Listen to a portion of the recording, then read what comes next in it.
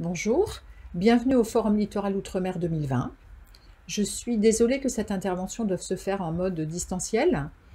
Elle vise à introduire le forum et à poser une base de connaissances partagées sur changement climatique et risques côtiers dans les Outre-mer français, avant que nous en discutions concrètement en atelier. Ici, par risque côtier, j'entends l'érosion côtière, la submersion marine et un phénomène qui joue un rôle important dans l'évolution de ces deux risques, la dégradation des écosystèmes côtiers et marins. Cette présentation poursuivra deux objectifs: dresser un état actualisé des connaissances sur les processus en jeu, en soulignant ce que nous savons de nouveau sur les impacts du changement climatique sur ces territoires, et introduire la question des solutions dans la perspective des discussions que nous aurons dans le cadre des ateliers. Alors dans cette perspective, cette présentation s'articulera autour de trois questions clés. Premièrement, par quel processus et dans quelle proportion le changement climatique amplifiera-t-il les risques côtiers outre-mer et quelles conséquences cela a-t-il sur leur variabilité spatiale? Deuxièmement, quelles sont les principales échéances critiques d'ici à 2100? Et troisièmement, quelles solutions peuvent être mobilisées pour réduire les risques côtiers? Je prendrai des exemples outre-mer à chaque fois que cela sera possible. J'utiliserai cependant en complément d'autres exemples insulaires tropicaux en fonction de la littérature disponible. Sur la question des processus d'amplification des risques côtiers, en ce qui concerne la submersion marine, les travaux récents ont tout d'abord mis en évidence que les niveaux marins extrêmes qui génèrent les submersions majeures résultent en fait de processus combinés, lesquels impliquent, comme on le voit sur cette figure, l'élévation du niveau marin d'origine climatique, la marée, des phénomènes ponctuels et localisés d'élévation du niveau marin, par exemple sous l'effet d'El Niño dans le Pacifique Ouest, les facteurs en jeu lors des tempêtes, surcote, vagues, décharge des cours d'eau à la côte, et pour terminer, les effets aggravants des aménagements. On en a des exemples récents dans les Outre-mer, par exemple en 1996 et 2011 dans les atolls des Tuamotu en Polynésie, où des submersions majeures ont été générées par le cumul de l'élévation du niveau marin relatif avec des houles de tempête distantes et des phénomènes d'accumulation d'eau dus aux aménagements. De la même manière, en 2014 à La Réunion, en situation cyclonique, la configuration du port de Saint-Gilles a favorisé la submersion sous l'effet du cumul de l'engouffrement des vagues et de la décharge de la ravine Saint-Gilles dans le bassin portuaire. Le même type de phénomène a été observé à Saint-Martin lors du passage des cyclones de septembre 2017. À ce stade, aucun modèle de prévision ne prend en compte l'ensemble de ces facteurs. Cependant, on sait que l'élévation du niveau marin et l'intensification des vagues de tempête, générées non seulement par les cyclones, mais aussi par les dépressions tempérées, vont engendrer une augmentation rapide du risque de submersion marine au cours du siècle. À l'échelle globale, on estime en effet qu'une hausse du niveau marin de 5 à 10 cm, attendue pour 2030-2050, entraînera un doublement de la fréquence des submersions marines. En second lieu, les travaux récents mettent en évidence le rôle majeur des facteurs régionaux et locaux dans la variabilité spatiale du risque de submersion marine. Ces facteurs incluent tout d'abord les mouvements verticaux du sol, qui influencent fortement la submersion en réduisant ou en augmentant, suivant les cas, le niveau marin à la côte. Par exemple, dans le Pacifique, comme le montre ici la figure 1, on observe des situations très contrastées. Certaines côtes s'enfoncent de 5 mm par an, une valeur plus élevée que l'élévation du niveau marin d'origine climatique. C'est par exemple le cas en Papouasie-Nouvelle-Guinée ou au Vanuatu, ce qui a pour effet d'accélérer fortement l'élévation du niveau marin. En revanche, d'autres côtes s'élèvent jusqu'à une valeur de 1,6 mm par an à Tonga, dans les États fédérés de Micronésie, ce qui a pour conséquence de réduire d'autant l'élévation du niveau de la mer. Comme le montre la figure 2, dans les Outre-mer du Pacifique, on observe une situation intermédiaire avec des mouvements verticaux du sol compris entre 0 et moins 2 mm par an. Sur ce point, on peut bien sûr mentionner Mayotte, qui a connu un enfoncement de l'ordre de 10 cm entre mai 2018 et décembre 2019 sous l'effet de la formation d'un volcan sous-marin, ce qui a eu pour effet d'accroître le risque de submersion marine de manière significative.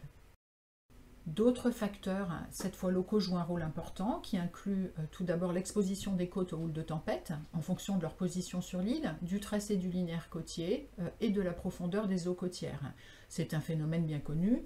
Par exemple, en 2010, la marée de tempête générée par le cyclone Oli à Tubuai en Polynésie a été de quelques centimètres seulement sur la côte ouest, abritée, et de 2,50 m sur les côtes nord et nord-est, fortement exposées à la houle. Les projections disponibles réaffirment le rôle de ces facteurs, qui continueront donc à générer de fortes variations des niveaux marins extrêmes le long des côtes, comme vous le voyez ici sur la figure 2, par exemple à Apia, dans les Samoa, on observe une variation de niveau marin extrême de 1 mètre sur une distance inférieure à 1 km. Les projections disponibles réaffirment le rôle de ces facteurs, qui continueront donc à générer de fortes variations des niveaux marins extrêmes le long des côtes, comme vous le voyez ici sur la figure 2, par exemple à Apia, dans les Samoa, on observe une variation de niveau marin extrême de 1 mètre sur une distance inférieure à 1 km. Les études récentes insistent aussi sur la variation de l'exposition des côtes en fonction des événements. Par exemple, à Vanuatu, à Fidji, comme vous le voyez sur la figure 3, les côtes nord et ouest seront les plus exposées aux submersions cycloniques pendant El Niño et la côte sud-ouest pendant la Niña. Un autre facteur important est la configuration géomorphologique de l'avant-côte. Par exemple, on sait aujourd'hui que les côtes récifales les plus sensibles à la submersion marine sont celles qui sont bordées de récifs étroits, avec des pentes externes abruptes et des platiers au relief peu contrasté. Le risque de submersion varie aussi dans l'espace en fonction de l'état de santé des écosystèmes.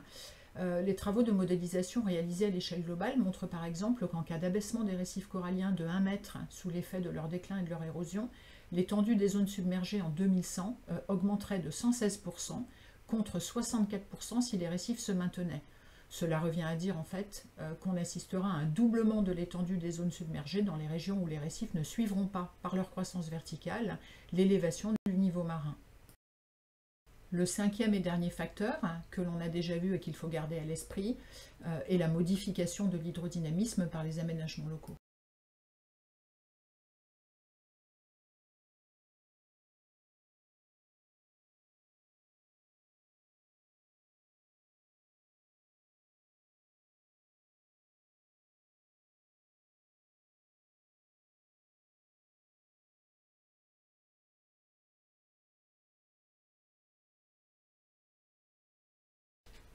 En ce qui concerne maintenant l'érosion côtière, qui est un problème sérieux dans certains outre-mer, en affectant par exemple déjà 25% des côtes meubles de la Guadeloupe ou encore 50% de celles de la Réunion, la plupart des études prévoient son aggravation au cours du siècle, à des rythmes différents en fonction du taux d'élévation du niveau de la mer, des apports de sédiments à la côte et aussi du degré de perturbation des côtes par les activités humaines.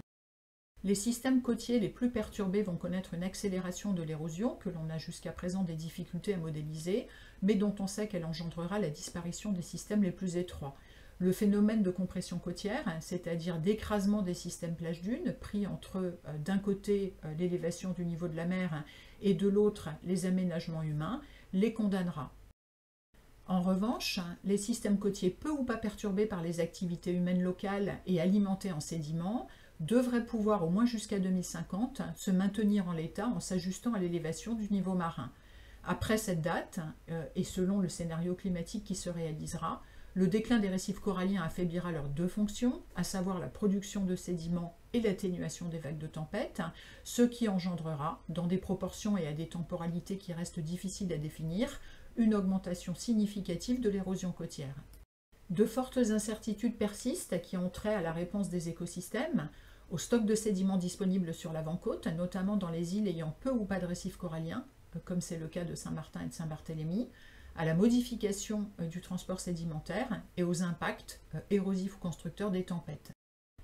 Par exemple, l'étude des impacts des cyclones de 2017 sur les plages de Saint-Barthélemy et de Saint-Martin a révélé sur de nombreux sites la combinaison de phénomènes d'érosion et d'accrétion. On ne peut donc pas dire que l'impact des tempêtes se réduit à l'érosion des plages. L'érosion a été prépondérante sur les sites densément aménagés. En revanche, les sites naturels ont connu une érosion moins importante et des phénomènes d'accrétion, tels que, par exemple, dans la réserve naturelle de Saint-Martin, à Petite-Caille, la formation d'une nouvelle plage, une forte alimentation des plages en débris coralliens et l'exhaussement du haut de plage de 80 cm à 1,60 m sous l'effet de l'interception par la végétation des sédiments charriés par les vagues cycloniques. Dans les Outre-mer, un cas particulier est celui des îles coralliennes, dont la plupart se sont formées sur des atolls. À ce jour, celles des Tuamotu, qui constituent le plus grand groupe d'atolls au monde, sont pour la plupart stables. Par exemple, l'étude d'un échantillon de 111 îles réparties entre les atolls de Rangiroa, Tikehau, Mataiva et Takaroa a montré que depuis le début des années 1960, 77% ont connu une stabilité de leur surface, 15% une extension et 8% seulement une contraction. Cette évolution est tout à fait conforme à la tendance mondiale. Il en va différemment des îlots du lagon de Nouvelle-Calédonie, dont près de la moitié sont affectés par l'érosion et menacés de disparition, ce qui montre bien à nouveau la forte variabilité spatiale des évolutions observées. D'ici 2050, voire 2100, l'on s'attend à ce que la plupart des îles coralliennes, peu ou pas perturbées par les aménagements, s'ajustent à l'élévation du niveau de la mer. Elles connaîtront cependant d'importantes transformations, comme le montrent les expérimentations réalisées en laboratoire pour l'île de Fatato à Tuvalu, qui sont illustrées par ces figures. Suivant un scénario d'élévation du niveau marin de 1 mètre, avec des vagues de tempête de 4 mètres, cette île constituée de débris et de blocs coralliens devrait connaître une migration vers le lagon d'environ 40 mètres, une perte d'altitude, une chute de son volume sédimentaire d'environ 55%, une diminution de sa largeur de l'ordre de 20 mètres, avec un retard d'ajustement de la crête de plage océanique sur le niveau marin, c'est-à-dire une période pendant laquelle cette crête sera plus basse et donc propice à une hausse significative du risque de submersion marine. Pour résumer, quelles sont les principales échéances critiques d'ici à 2100 ? Elles dépendront bien entendu du scénario climatique qui se réalisera. Une première échéance critique sera le déclin des récifs coralliens, qui sera provoqué par une fréquence de blanchissement annuelle, qui s'observera à partir de 2040-2050 pour le scénario de réchauffement maximal RCP 8.5 et à partir de 2060-2080 pour les scénarios de réchauffement moyen RCP 4.5, RCP 6.0. Alors, comme vous le voyez, ce seuil critique se manifestera plutôt dans l'océan Indien que dans l'océan Pacifique.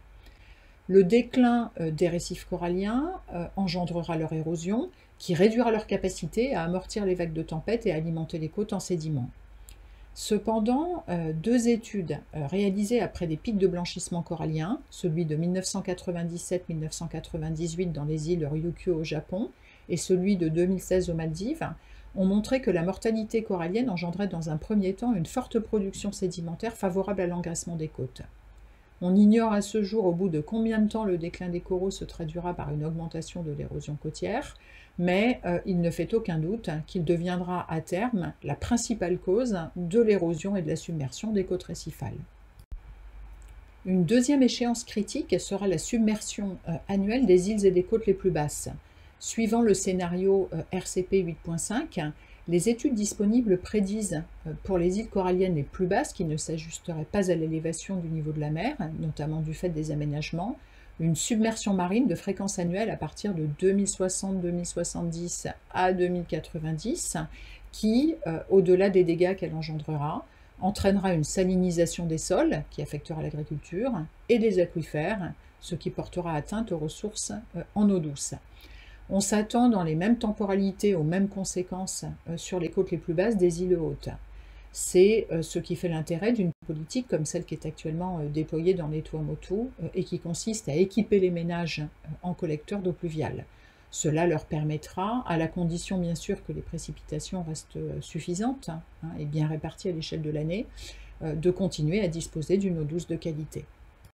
Sur les îles coralliennes aménagées, les travaux de modélisation multirisques récents qui prennent en compte érosion et submersion indiquent, comme le montre ici l'exemple d'Ebay dans les îles Marshall, pour le scénario RCP 8.5, une multiplication du nombre de personnes affectées et des dommages par 1,5 et 2 respectivement d'ici à 2050 et par plus de 2 et par 3,5 respectivement d'ici à 2100. La construction de digues réduirait le nombre de personnes affectées et les dommages de 30 et de 40% respectivement, ce qui met clairement en évidence les limites de plus en plus reconnues des solutions d'ingénierie dans le contrôle des risques, au-delà de certains seuils et sur des espaces aussi sensibles à la submersion que les atolls. À ce stade, il me reste une dernière question à traiter, c'est la suivante. Quelle solution peut-on mobiliser face aux risques côtiers ? Vous voyez ici les 6 grandes catégories de solutions qui existent. La première consiste à laisser faire, c'est-à-dire à accepter le risque et à ne pas intervenir. La seconde passe par l'implantation d'ouvrages lourds sur le littoral qui visent à fixer le trait de côte et à contenir le risque de submersion marine. La troisième, c'est l'accommodation. L'accommodation consiste à adapter ses pratiques d'aménagement et de production pour pouvoir rester sur place. Un bon exemple est la construction de bâtiments sur pilotis. La quatrième solution, c'est la contre-attaque, qui consiste à avancer sur la mer en construisant des espaces sûrs, plus élevés que les côtes naturelles, des espaces qui sont donc hors de portée de la submersion marine et protégés de l'érosion par la fixation de ce trait de côte artificiel par des ouvrages de défense. La cinquième solution consiste à relocaliser les personnes et les biens menacés en lieu sûr à l'intérieur des terres.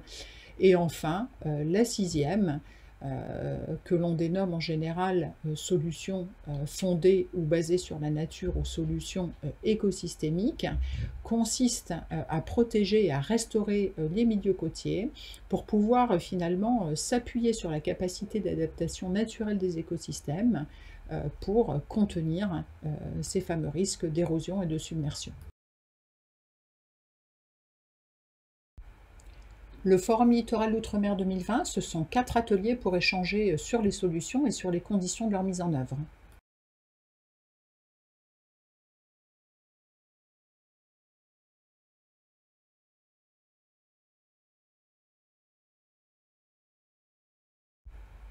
Pour rappel, l'atelier 1 portera sur le recours aux solutions fondées sur la nature pour gérer le trait de côte, donc réduire les risques d'érosion et de submersion marine. L'atelier 2 portera sur la perte de biodiversité et les solutions à mettre en place pour réduire ce risque. L'atelier 3 traitera de la question de l'aménagement ou du réaménagement du territoire pour pouvoir finalement promouvoir des modalités de développement qui soient plus compatibles avec le respect de l'environnement. Et enfin, l'atelier 4 portera sur les démarches positives qu'il est possible de mettre en place pour accepter et faire accepter l'idée du changement. En dépit de son format original, j'espère que cette présentation vous aura intéressé. Je me réjouis d'avance de pouvoir échanger avec vous en direct au cours des ateliers. À très bientôt.